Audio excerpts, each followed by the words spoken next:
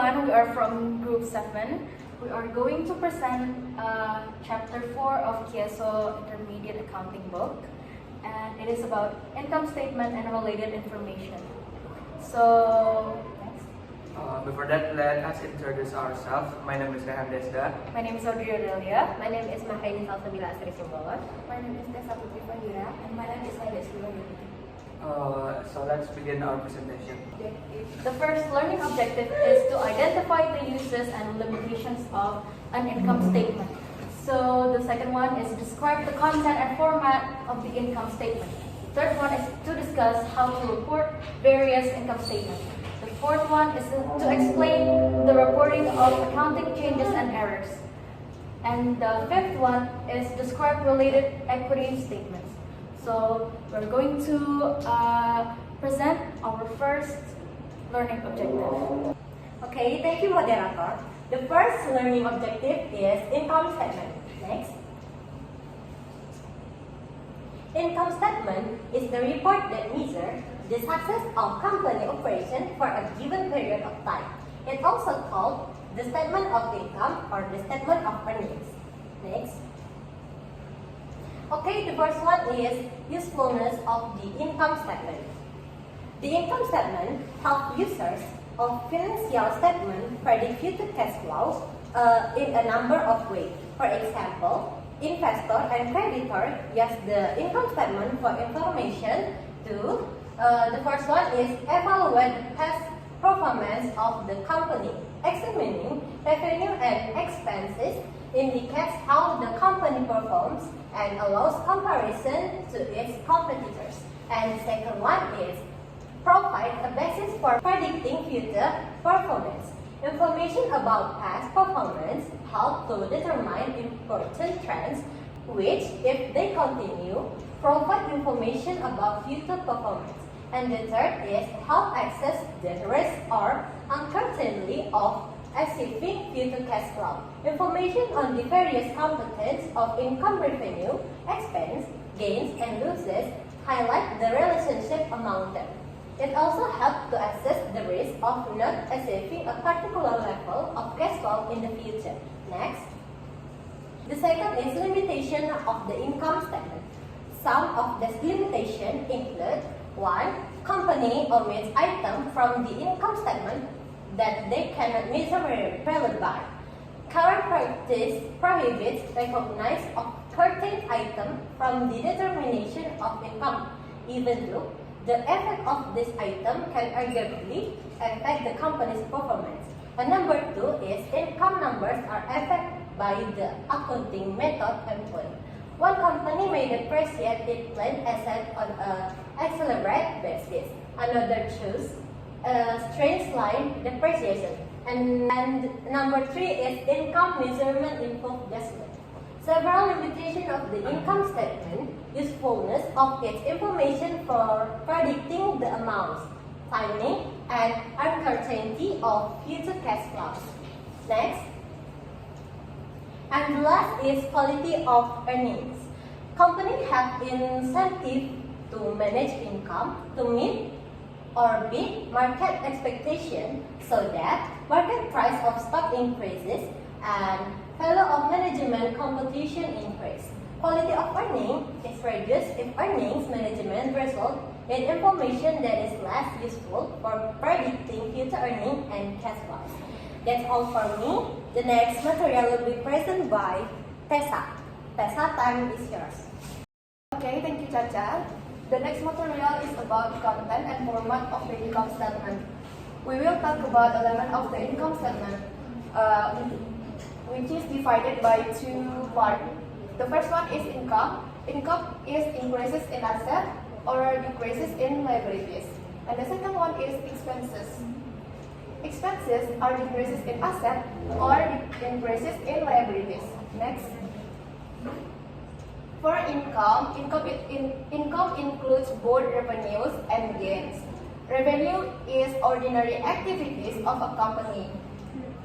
Account of revenue is sales, fee revenue, interest revenue, dividend revenue, and rent revenue. Gains might or may not arise from ordinary activities. The account of gain is a gain on the sale of long-term asset and unrealized gains on available for sale securities.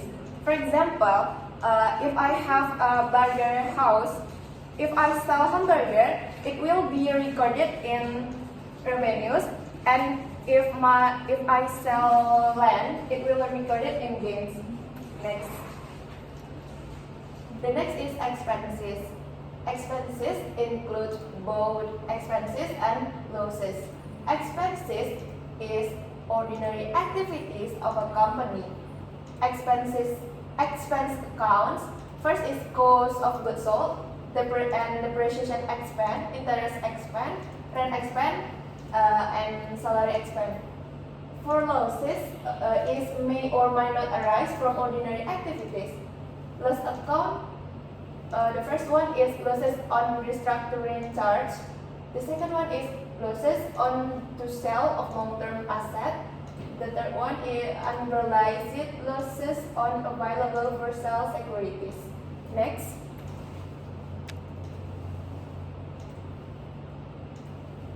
Okay. The next is intermediate component of the income statement. Companies generally present some or all of the following section and totals within the income statement. And it is shown in this illustration. First is sales, cost of goods sold, gross profit, selling expense, and so on. Okay, next. For the illustration, includes all of the major items in the list above, except for discontinued operation. Okay, the next is condensed for income statement. In some cases, an income statement cannot possibly present all the desired expense detail. To solve this problem, it is the illustration. Okay, that's all from me. The next material will be presented by Raihan. To Raihan, time is yours. Thank you, Tessa. The next learning objective that we will talk about is how to report various income items. Next. The first one is gross profit. Gross profit is computed by deducting cost of goods sold from net sales revenue. The disclosure of the net sales revenue is very useful because the company reports regular sales revenue as a separate items, and the unusual or incidental revenue is disclosed in other income and expense, so the analyst can more easily understand and assess trends in revenue from continuing operations. Next. The second item is income from the operation. The income from operation determined by deducting selling and administrative expenses as well as other income and expense from gross profit. And the income from operation highlight items that affect regular business activities that cause to predict the amount, timing, and uncertainty of future cash flows. Next. There's two expense classification. The first one is nature. The nature expense classification is a method that it is simple to apply because allocation of the expense to different functions are not necessary. The second one is the function expense classification. The function expense classification is often viewed as more relevant because this method identifies the major cost drivers of the company and therefore helps users assess whether these amounts are appropriate for the revenue generated. Next. And here are the example of the nature and function expense classification. As you can see, there's two expense classification example that I show here. There's the difference between the nature and function expense is the expense from the nature and function is the expense from the function is classified as the selling expense, and the nature one is here. Okay. The next one is Audrey Adelia. So Audrey Adelia, time is yours. Thank you, Rehan. So the topic that I will present is accounting changes in error. So changes in accounting principle. One type of accounting change results when a company adopts a different accounting principle. So there are three characteristics of this. The first one is retrospective adjustment, and second one is cumulative effect adjustment to beginning retained earnings. The third one is approach preserves company across years. Next. So such adjustment recast the prior year's statements so that they are consistent with newly adopted principle. The company records the cumulative effect of the changes prior periods as an adjustment to beginning retained earnings of the earliest year presented. So as we can see, the example is the changes in the basis of inventory pricing from FIFO to average cost. How is the placement on income statement? So we can recast prior year's income statement on the same basis as the newly adopted principle. The next subtopic is changes in accounting estimates. The first one is accounted for in the period, change, and future periods. And different from the changes in accounting principle, changes in accounting estimates handled prospectively. The third one is not considered errors. Next. Okay, so the example are changes in realizability of receivable and inventories, changes in estimated lives of equipment and intangible asset, changes in estimated liability for warranty costs, income taxes, and salary payments. So how do we place this on the income statement? So we can show change only in the affected accounts, not shown net of tax. Next. The next subtopic is corrections of errors. So errors can be a result from mathematical mistakes, mathematical in application of accounting principles, or oversight or misuse of facts.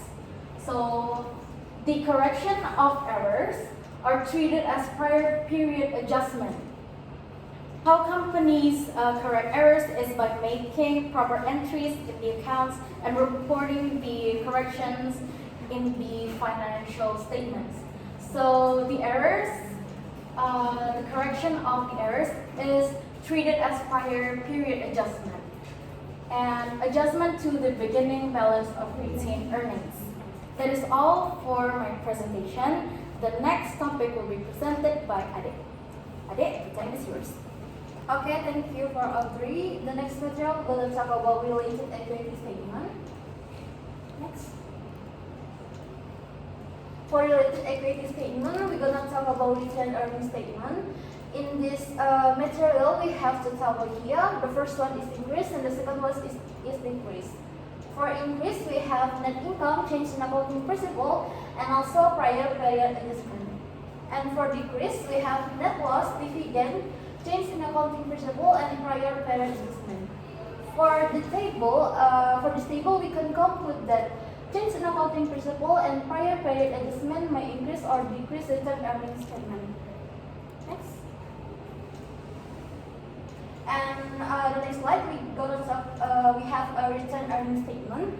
Companies may show return earning information in different ways. For example, some companies prepare a separate return earning statement as a solo. The reconciliation of the beginning to the ending balance in return earning provide information about why net asset increased or decreased during the year. The association of dividend distributing with net income for the period indicate what management is doing with earning. It may be falling back into the business part of all the earnings, and also distributing all current income or distributing current income plus the accumulated earnings of prior years. Next, please. And the next material, we have restatement of return earnings. We have 2 points here. First one in notes to the final. First one is in notes to the financial statement, and the second one is as appropriated return earnings. Restitution of return earning companies often restrict return earning to comply with the contractual requirement board of director policy or current necessity. Generally, companies disclosed in the notes of the financial statement the amount of the restricted return earning. In some cases, company transfer the amount of return earning restricted to account to appropriate return earning. The return earning section may therefore report to separate amount. The first one is return earning free, like unrestricted, and the second one is return earning appropriated or restricted. The total of these two amounts equal to the total return earnings. Next. Okay, we're gonna talk about comprehensive income. All changes in equity during a period except those resulting from investment by owner and distribution to owners, including first is all revenue and gains, expense and losses report in net income, and the second is all gain and loss that bypass net income but affect equity. These items are classified within the net income statement so that financial statement readers can better understand the significance of various components of net income. And also we have two approaches to reporting comprehensive income. The first one is a second income statement, and the second one is a combined statement of comprehensive income. Companies must display the components of other comprehensive income in one of two ways. First, a single continuous statement or a one statement approach, and the second one is two separate but consecutive statement of net income and other comprehensive income. The one statement approach is often referred to as the statement of the comprehensive income, and the two statement approach use the traditional term income statement for the first statement and the comprehensive income statement for the second statement. Next. Next one, we're gonna talk about statement of changes in equity. Required in addition to statement of comprehensive income, generally consists of first is share capital ordinary, second share premium ordinary, third return earning, and the last one is accumulated balance in other comprehensive items. In addition to a statement of comprehensive income, companies are also required to present a statement of changes in equity. Equity is generally comprised of share capital ordinary, share premium ordinary, return earning, and the accumulated balance in other comprehensive income. Next one. And the last one, we're gonna talk about statement of changes in equity related to report the change in each equity account in total equity for the period. First, we have comprehensive income for the period. Second, contribution or issuance of shares and distribution dividend to owners. And the last one, we have reconciliation of the carrying amount of each component of equity from the beginning to the end of the period. By providing information on the components of comprehensive income, as well as the cumulative other comprehensive income, the company communicates information about all changes in net assets. Okay, maybe that's all for material related equity statement, and I'll give it back to moderator. Hello, back to me again. So I am going to give the conclusion of learning objective 1 to 5. So we can learn about the meaning of income statement, or what we can call as statement of earnings. Income statement is the report that measures the success of company operation for given a period of time. Income statement helps user of financial statements predict future cash flows in a number of ways. Limitation of income statement are companies omit items from income statement that they cannot measure reliably. Income numbers are affected by accounting methods employed, and income measurements in false judgment. The last is quality of earnings.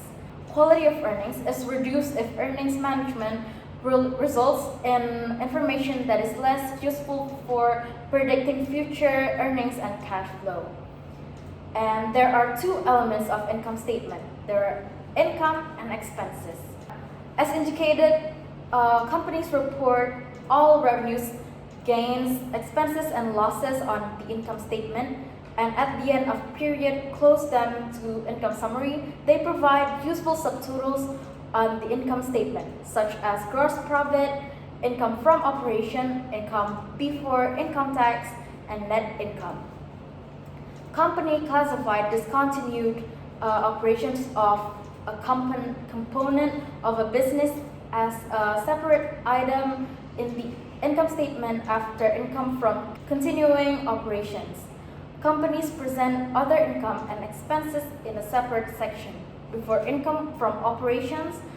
Providing intermediate income figures helps readers evaluate earnings information in assessing the amount, timing, and uncertainty of future cash flow.